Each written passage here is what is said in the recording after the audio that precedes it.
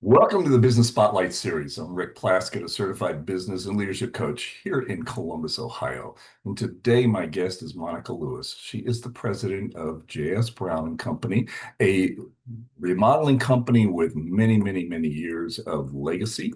Today we're going to talk to her about the business challenges, the best practices, and so share a peek into what it's really like to build and operate this type of business. If this is the first time that you're on the challenge or channel, please subscribe and like so you get future notifications. And so, Monica, welcome and thank you for being here today. Thank you, Rick. I'm really excited to be here with you. Super. Hey, give the audience just a brief overview about your background and tell us a little bit about the business. I mean, the uniqueness that you have here on this channel is that you have grown up to the position of president. And I'd like for the audience to hear a little bit about that story and also what makes J.S. Brown unique. Okay, yeah, wonderful. I am a Columbus native, born and bred. I went to the Columbus College of Art and Design, and my goal was to work in a creative field. And I chose interior design while I was there and have been in some aspect of residential design and construction ever since. I joined J.S. Brown and Company in 2002 and started off as just a designer. And I say just a designer, that was my only role, not that it was a diminutive, and decided that the sales role was appealing to me. When I joined J.S. Brown and Company, I had come out of a couple of sales roles that had sort of disillusioned me a little bit, but seeing the way things operated here and the integrity that the ownership and the management team had really restored my faith in the sales role. And so then I became design sales and did both of those roles for quite a while. Different times I was sales manager or in charge of marketing. But in 2019, very early in the year, I was tapped for the vice president role. And then in the beginning of 2024, I moved into the president and minor partnership role at the company. Awesome. Congratulations. So Thank to you. set the stage for the viewers, um, your who you report to. What's the current ownership structure of JS Barnes? Do you have outside investors or is it still wholly owned by the family? It is still a very small family-owned operation. Jeff Brown is the founder, and he is still the major partner. And he is my coach and my mentor and my sort of safety net. He is incredibly generous. Once he started handing over responsibilities to me, he is not a micromanager. He's very much somebody who lets me know that he has faith in me, but that he is always available. And he attends most of our management meetings that we have weekly. He attends some of our sales meetings. He and I get together at least once a month to have one-on-one time with each other so that I could share any challenges I'm having, or he might have some questions about some minutia that he wasn't clear on how things were happening. And he's sort of a steady hand on the rudder, so to speak, to help me through this since I'm newer in the role. Super. Now, in that role, Monica, what's the breakdown of your operational role versus your strategic and visionary and planning role? If you had to put a percentage on those two, how do you think that would break out? Oh gosh, that's a good question. I feel like I spend a good part of my time um, staying with the different teams and keeping my arms wrapped around what each of the teams is doing, what their challenges are, what support do they need from me, what help maybe do they need from another department, and sort of orchestrating that. I think that's a good part of my time. We're a small enough company that while I do have separate management for accounting and HR, sales, and production, my smaller departments like interior design and marketing, I wear those hats. So besides president, I am also the marketing manager and the interior design manager. And so I do have to invest some time in those roles as well. And probably the area that I feel like I would love to spend more time as we grow is the long-term planning, the visionary planning. I feel like that is an easy thing to lose sight of in the day to day. Mhm. You start to lose the forest for the trees, so to speak. And that would be something that I'm excited about the opportunity of being able to spend more time doing that part of my role. Now, your desire to spend more time there currently, is that a time constraint, or is that Jeff Brown still is an active, more active priority role in that portion of the business? I think it's a time constraint primarily. Generally Mhm. speaking, he's very excited by whatever ideas I or the rest of the team might come up with in terms of growth opportunities or improvement or a different way maybe that we could pursue revenue. I worked very closely with our production team over the last couple years to come up with a small jobs division for our company. And it's still sort of feeling its way. You know, we're still developing SOPs. We're still working on staffing for one thing and getting that built up. But, you know, that was sort of a bottom up effort from our production coordinator talking with me. And we took that to Jeff and he's like, okay, let's see what we need to do to make it happen. You know, so he's very good at letting us sort of do that. So yeah, for me, it's more of a time constraint Okay. than a permissions issue.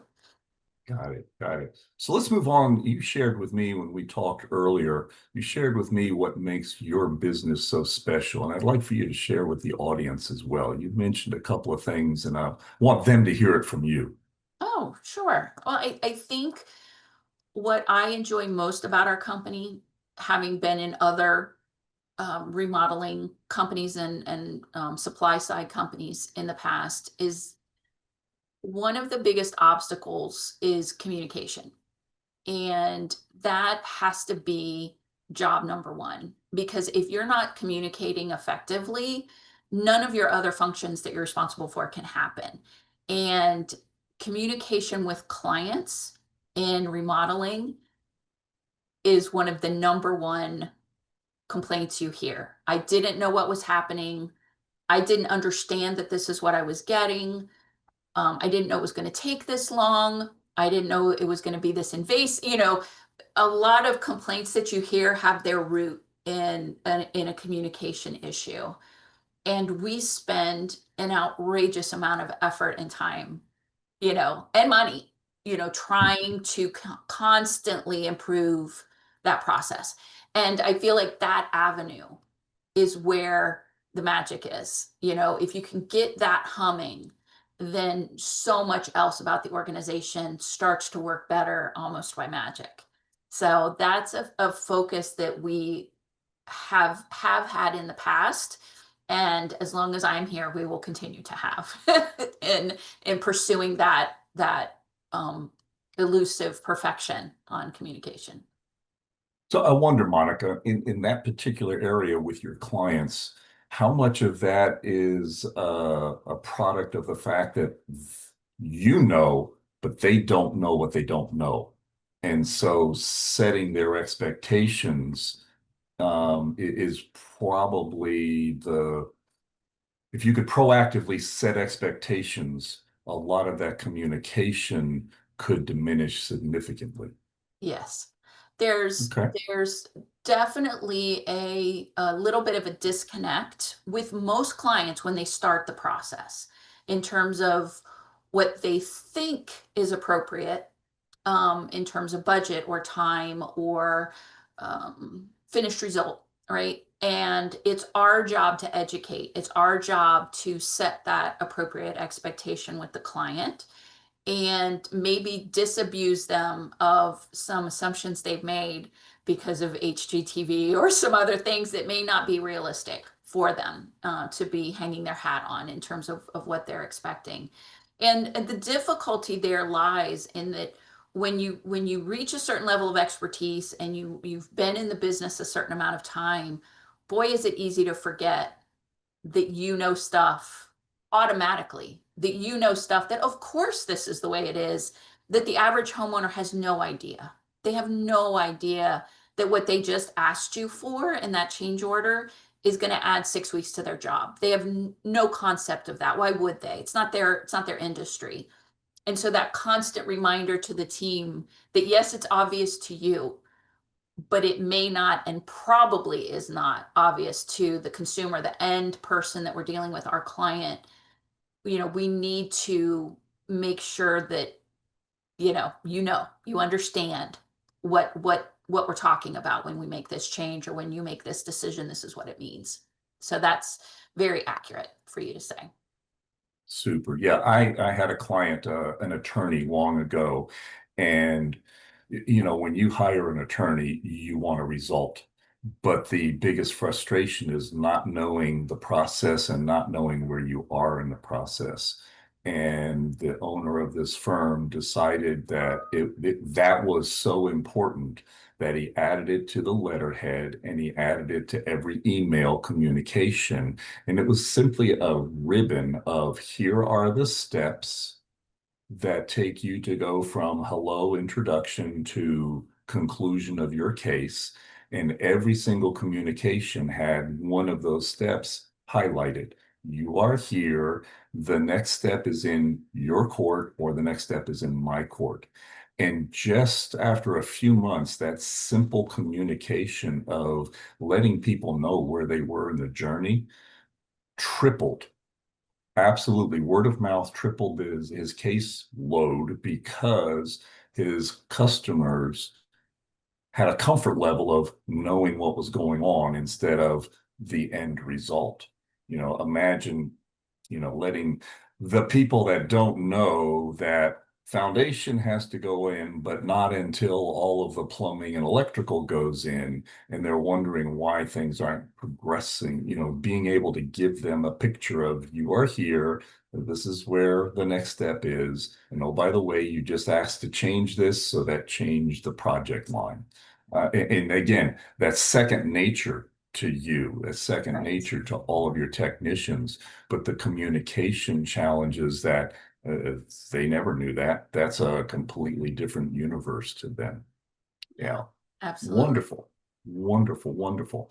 So listen, there's a whole bunch of time in business that is focused on your best practices and where you're going. And you said, boy, I'd like to spend more time on that. So help me out and let's take a look at what is your vision for the next 3 to 5 years? Have you set that up for the company? Is the company aware of that and can they help you get there? Yeah, I mean, we have some significant goals for the company, and we break them down into chunks, obviously, because some of those goals seem really big and outrageous, maybe on the beginning side of it, and in different elements of the company. So one is sort of infrastructure wise. We have a goal to expand our facility and put in a bigger showroom and a new conference area and some relaxation space for the team, a little patio and some things where we could have after work events and trainings and other um, activities to support the team. And so that's sort of an infrastructure goal, getting that all up and running and doing some updates to the original building. And then we've got some growth planned. I am a huge fan of managed growth and growing within a space that allows you to maintain your quality level to sort of continue to dance with the date who brought you, so to speak. If you grow so quickly that the wheels come off and you can't service your clients, then the growth is for nothing because you're going to lose all the clients that you gained, especially in a business like ours where repeat and referral is so important. But yeah, we'd like to see ourselves grow. We're around a $7 million company right now on our own. We are part of J.S.Brown Co Holdings. There's also a sister Mhm. company, JSB Home Solutions. And we would like to see our portion of the business, J.S. Brown and Company, grow to 10 million. And that's a big jump going Mhm. from where we are around the seven range up to that. It's infrastructure wise, it's like that big leap, where you need that extra layer, you need a lot more staff, and it's definitely chicken and egg thing. Do we hire in anticipation of growth so we're ready? Do we grow and then try to hire quickly, which is very difficult with the trades Mhm. and the situation for labor these days? So those are the kinds of decisions that we talk about. And then we backtrack that to, okay, what's our goal for the year? What are our goals for the half and the quarter? How are we doing? Are we on track? And we have an awful lot of reporting that goes into all of that, so that we can sort of see those metrics live whenever Yeah. we're checking our status. Awesome. Thank you. Thank you. If I could just dig a little deeper, and this is kind of it's been a very interesting, my clients, the audience here, and many people, when you say goal setting, Hmm. I find that there is a difference in the definition of goal setting. And I know I went through this personal growth myself with my own coach, and that was coming from the military background. Goal setting was there's no substitute for victory. So if I knew I could do two, my goal was two. And yet my coach has challenged me in my own business and working with my clients doing the exact same thing. If you know how to achieve that goal, whether it's for the quarter or the year or that 7 to 10 mil, then what's your mindset? Because mine would be if I know what I need to do to get there, it's not really a goal. Just put it on the to-do list, schedule it into the calendar, and get it done. But if there's something in there that you don't know, and you mentioned chicken or egg type of mentality there, my coach keeps telling me, hey, that's a great goal because it's inviting you to grow. It's inviting the team to grow. It's inviting your entire company to grow. And it's also looking at not what you're doing today, but what you're doing in the future or what the future market could be. So if you could elaborate, what's your own personal mindset on the word goal? I agree with a lot of that. I believe that there's the goal we can set. We sold this last year. We're capable of selling that. And we feel the market is open to that, or maybe restrictive of that, or advantageous to that, right? So we evaluate sort of what we're looking at in the marketplace, and then what we know we're capable of internally. And sometimes you set these goals and you say, okay, well, but how? I want to get there, but what does it mean? And so for me, at least personally, I've got to break it down into chunks and say, okay, well, if this is going to happen, then I know this needs to happen first. And before that can happen, this can happen. And I don't know how to do that. I'm going to need advice, or I'm going to need help, or I'm going to need to partner with somebody. I'm going to need to research whatever that thing is. And in some cases, it's maybe not something new. Maybe it's a stretching of what we've already achieved. It's like, well, if a salesperson, for instance, if you can sell at 1.2 million, what's stopping you from accomplishing 1.5? What's stopping you from accomplishing more? And we had this with our production team. Actually, every project manager has a revenue goal, right? The salespeople have stuff to sell, but the production team has stuff to produce. And so we said, hey, we need each of you to produce this much. And there was a little bit of, hey, how are we supposed to do that? And we were able to go back and say, well, look, this was during the COVID time. We were like, look, you used to produce this much. Prices have gone up a lot. Our average contract price has jumped by like $30,000 per job. We're not asking you to add 10 or 15 more hours to your work week. We're asking you to manage what we're delivering at a higher price point, and then maybe another 10%. So it's not like I'm looking for you to produce 40% more. I'm asking you to produce 10% more because prices have gone up. So the volume necessarily follows.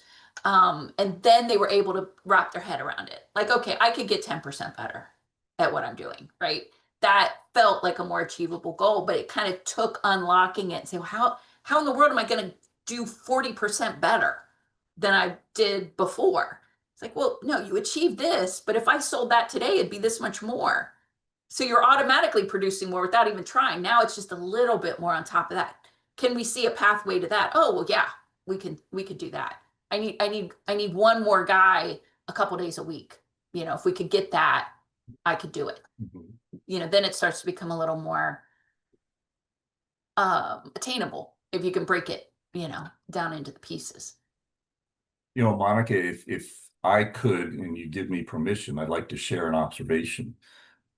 Your story that you just shared with us used every single word to get to your goal about expanding and about ability and about research. And yet the story that you just shared came from Monica. And I wonder what the ability of looking at the goals were of what do I have to learn? What does the company have to learn in order to get to that new goal? What is there that we have to learn from 7 mil to 10 mil? And what's changing in our marketplace or what's changing in the entire market that we have to learn in order to get there? Just a word that you didn't use that Yeah. maybe it's uncomfortable or not natural in your vocabulary, but I wonder how that would change that entire story that you just shared. Yeah. Yeah. That's a good point, because you're always seeking, right? You're looking for that answer.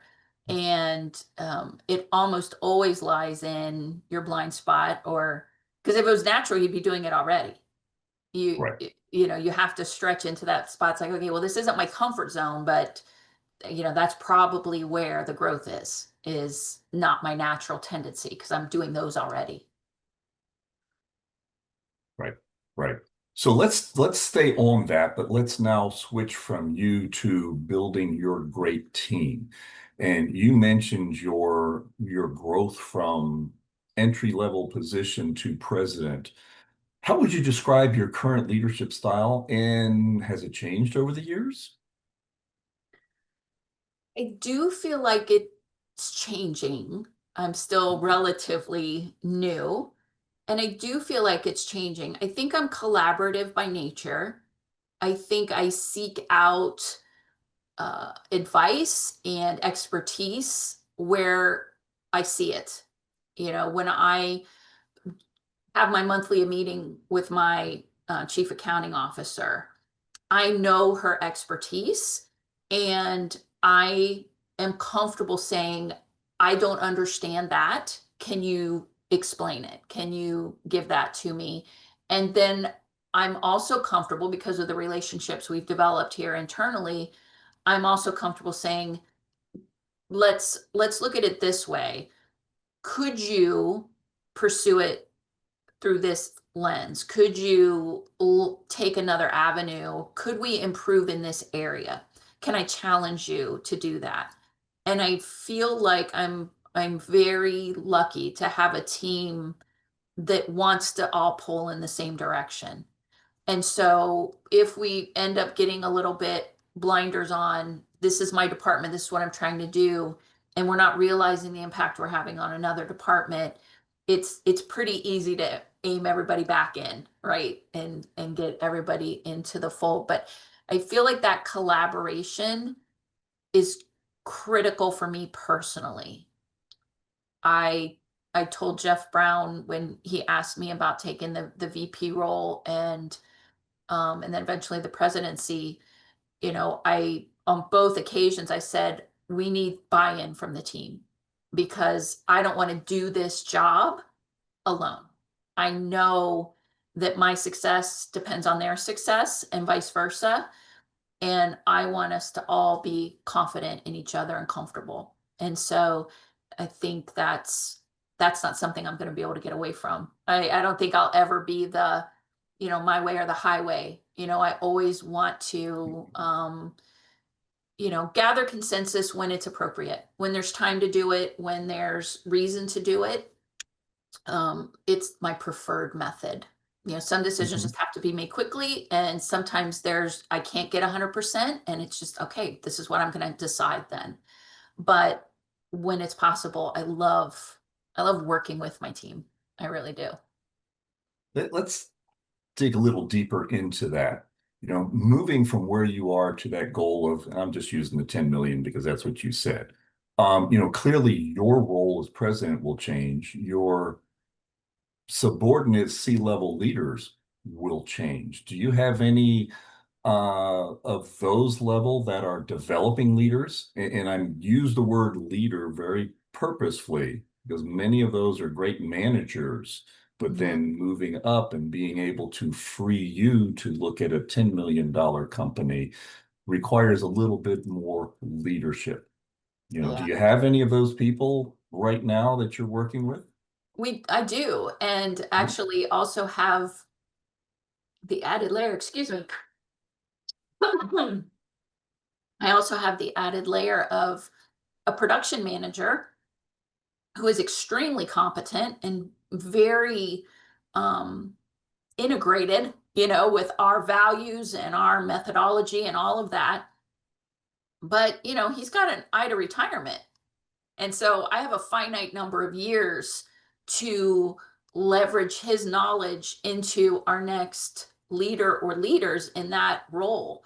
And he and I have had several conversations about the fact that we think we need to develop two people for his role because as we grow, he's very technically competent and good on the administrative side of production, which is keeping schedules up to date and managing the computer flow, if you will.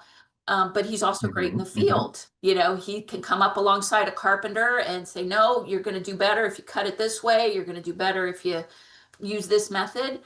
And as we grow, I can't see one person being able to manage quality in the field and morale in the field, and then also do what's necessary for revenue productions and keeping schedules up to date and all of that stuff. And so very much so in there, we're with an eye to growth, like, okay, how is this going to work as we get bigger? And on the sales side too, I have a wonderful sales manager, but eventually I'm going to need a VP of sales and marketing. And, so he's with me now on the marketing calls and the marketing meetings. And I can start handing off things to him as far as like, okay, can you manage this event? Let's see what happens here. And he's starting to come to me now with ideas for how we focus our marketing a little bit better, where we might see new lead opportunities and that sort of thing. So it's definitely on my mind, and not everybody Okay. loves that role. So, having those conversations, are you willing to do that? Mhm. Do you want to do that or do you just like what you're doing? And as we get bigger, there's going to be, compensation advantages and things like that. But would you like to be responsible for the whole thing, not just follow my directives, right? So, yeah, it's a lot. Yes, absolutely. And so the I guess let me ask you, what is your as the president, what's your satisfaction level, scale of 1 to 10, on your hiring and retention? Ooh. I would say if I could do a split Mhm. between our sales and design staff, which we commonly refer to as the office, versus the field, which is our production side. I feel like most of the challenge is in the production side. And while we do really well retention wise, there are more opportunities for growth there, I think. Mhm. Our sales and design team tends to stay with us until something else drags them away, a family responsibility, or we're moving, or, I'm retiring, or whatever. With production, I think there's a lot more pull, and the the focus on giving them a path to advancement, the focus on continual training, the pay, the compensation, all of those things are a much more moving target on the production side.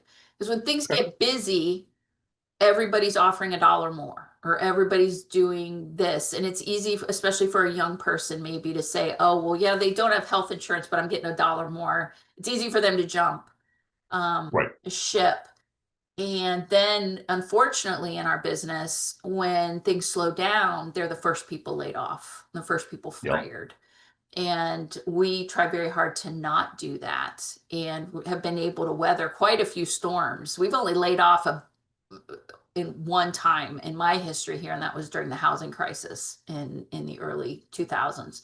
Um, so, making that message more available, making that message more easily heard, maybe listening to them and finding out what we're not doing that might help them be happier long term. That's a bigger challenge for me personally because that's not the life I've lived in my career. And so Right. for me, that's the bigger challenge. And that's the one I would want to focus on. So I'd say there we're probably only like a 7. Okay. Maybe even a 6, depending on what the market is doing at the moment. Where I feel like our sales and design team, we're probably an 8 or a 9. We've got so much longevity here in those roles that that's an Right. easier one, yeah, to score. Okay. Awesome. Awesome. Well, listen, we have certainly covered an awful lot of ground today in our conversation. And for those of you watching, I highly encourage you to save this, go back and watch it a few times, because I know that Monica has given us a lot of great nuggets. And as we wrap this up, I want to enter a section. It's a rapid fire question. Okay, Okay. This is top of mind, 1, 2 words. Are you ready for this? You got your seatbelt on, yeah, y'all set, super. Monica, what would you say your key to success is? drive for Drive. sure. I Awesome. don't give up easily. And I think that just that willingness to work. Yeah. I would invite you with that, and I know I said 1 word, and now I'm coming in with a whole lot more. If you haven't heard of the organization walkthetalk.com, Ooh, I haven't. walkthetalk.com, and you said drive and don't give up. I personally have a personalized license plate on the front of my car that is 212 degrees, the extra degree. And they have a book by that title that is persistence. And it is the simple concept of 212 degrees is the boiling point of water. Mm, Once you get steam, you can accomplish many things. Before that, if you give up, all you have is warm water that you can't even cook with. So it's a stupid little book, but it is so inspiring. So I would invite you to take a look at them and see what some of their resources are that they have, not only for persistence, but leadership books as well. It's a wonderful experience. So I'm sorry. You that's hit all a, right. No, I you always hit love a a good great nerve resource. on my part, and I just wanted to share that with you. What's one piece of advice that you would give to other business owners? Listen to your team. Being responsive Hmm. tends to get you more honest feedback. And I think if you're willing to listen and they feel that, then they're comfortable poking their head in their door and asking if they can schedule a few minutes with you because they've got an idea or they've got something that you could be doing better. There's a problem and you should know about it. Because without that, it's impossible for me to be everywhere at once. So I have to listen to my team and hear what they have to tell me. Awesome. Many brains are so much better than one. Yeah. Super. What's a book that you're currently reading or you would recommend to the audience to take a look at? I gave you mine. Mm. Um, 2 very recently have really got wheels turning for me. I'm late to the party on Unreasonable Hospitality, but that book was giving me light bulbs all over the place. It was an amazing thing to me to read that. And the one I just most recently finished is Your Next Conversation by Jefferson Fisher. And very much about being able to communicate in a way that you put the other person in a position to hear you. because sometimes through conflicting styles or you're emotional in a situation or for whatever reason you're putting out your message but not in a way that they can receive it, not in a way that they can hear it. And so that had some really good pointers for me. I really enjoyed that. Awesome. Thank you. Thank you. If you had one area of your business that you could choose and immediately improve it so that tomorrow morning it's exactly what you wanted, what would that area be? Sort of circling back to the beginning, full full compliance on the communication protocols. Um, it's a struggle, we getting that consistency that everybody's doing it in a similar way and that we know what to expect from each other Mhm. is a never ending evolution of challenges and things to overcome. But yeah, if I could have universal communication across the team, it would be life changing. It's, I smile because that was absolutely drilled into our mind, our spirits, our core in the Army because of that. Yeah. If it was not, and all you have to do is watch old black and white military movies, and you'll see them repeating themselves 2 times in every communication. You are so spot on that. And there are very simple processes to follow that ensures that there's communications. There's also very complex um, pre-things that you have to do before the communication even starts. And that's a level of learning. The golden rule is do unto others as you would want it. The platinum rule is do unto others as they would want it. And that's the proper way of communicating because you don't have the same experience as I do. And if I am having that assumption, half of our communication is already invalid. So awesome. Well, listen, before we get to the final question of the day, I would like to invite you to share with the audience if somebody's watching and wants to hire you, or somebody is watching and wants to get in touch with you because of all of the great information that you've shared with us today, what's their best way of getting in touch with you, Monica? There's a very direct route through our website, which is jsbrowncompany.com. We are also on almost all of the social media and marketing platforms, and our name is the same on all of them. Our handle is J.S.Brown Co.